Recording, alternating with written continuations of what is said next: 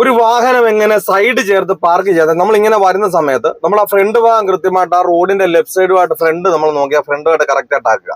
നമ്മൾ ഇങ്ങനെ കൊണ്ട് നിർത്തരുത്. കാരണം ഫ്രണ്ട് കറക്റ്റ് ആയി നമ്മൾ മിററിലേക്ക് നോക്കി കഴിഞ്ഞാൽ ബായ്ക്ക് അകന്ന് കിടക്കും. കണ്ടില്ലേ? ആ ബായ്ക്ക് ഒരുപാട് അകന്നാണ് കിടക്കുന്നത്. വേണ്ട, ഇത്രയും നമ്മൾ അകന്ന് കിടക്കും. നമ്മളപ്പം ഫ്രണ്ട് മാത്രമേ നമ്മൾ ചേർന്നുള്ളൂ. എങ്ങനെയാണ് ബായ്ക്കും കൃത്യമായിട്ട് വരണം എന്നുണ്ടെങ്കിൽ ചെയ്ത് നമ്മൾ ഈ ഫ്രണ്ടിനെ കറക്റ്റ് ആയിട്ട് ആക്കിയതിനു ശേഷം ഫ്രണ്ട് ലൈൻ എങ്ങനെയാണ് കൃത്യമായിട്ട് മുൻപിലൂടെ റോഡിന്റെ എഡ്ജ് നമുക്ക് എവിടെയാണ് സൈഡ് ചേർന്നത് ആ സൈഡ് നമ്മൾ ചേർന്നു.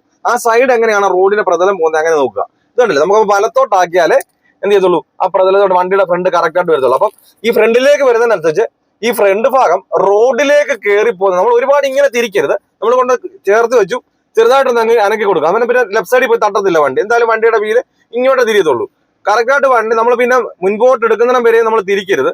ഫ്രണ്ട് ഭാഗം റോഡിലേക്ക് എപ്പോൾ വരുന്നോ റോഡിലേക്ക് കയറുന്നതിന് നമുക്ക് കറക്റ്റായിട്ട് നിർത്തി കഴിഞ്ഞത് കണ്ടില്ലേ, കൃത്യമായിട്ട് നമുക്ക് ഫ്രണ്ട് ബാക്കും കൃത്യമായിട്ട് ഇതുപോലെ സൈഡ് ചേർത്ത് നമുക്ക് എന്ത് ചെയ്യാൻ പറ്റും, നിർത്താൻ കഴിയുന്നതാണ്. കണ്ട, ഇതുപോലെ വീഡിയോസ് കാണുമ്പോൾ നല്ലൊരു കോൺഫിഡൻസ് എടുത്തുണ്ട്. എങ്കിലും തനിയെ ഓടിക്കാൻ വേണ്ടി അതിയായ ആഗ്രഹമാണ്. അങ്ങനെയുള്ളവരാണെങ്കിൽ എന്നെ കോൺടാക്ട് ചെയ്താൽ നിങ്ങൾ കേരളത്തിന്റെ ഏത് ജില്ലയിലായിരുന്നാലും നിങ്ങളുടെ സ്വന്തം വാഹനത്തിൽ വന്ന് ഞാൻ പ്രാക്ടീസ് നൽകും. ഈ ഒരു ക്ലാസ് നിങ്ങൾ അറ്റൻഡ് ചെയ്ത് കഴിഞ്ഞാൽ വരുന്ന ദിവസം മുതൽ തനിയെ വാഹനം ഓടിക്കാനുള്ള ട്രിക്കുകളും ടിപ്സുകളുമാണ് ഞാൻ ഈ ഒരു ക്ലാസ്സിൽ പറഞ്ഞു തരുന്നത്. എന്റെ ജില്ല ഏതാ, നമുക്ക് ഡ്രൈവിംഗിൽ ഒരു പ്രായം ഒരു പ്രശ്നമല്ല. നിങ്ങൾക്ക് വാഹനം ഓടിക്കണമെന്ന് ആഗ്രഹമുണ്ടോ, എന്നെ കോൺടാക്ട്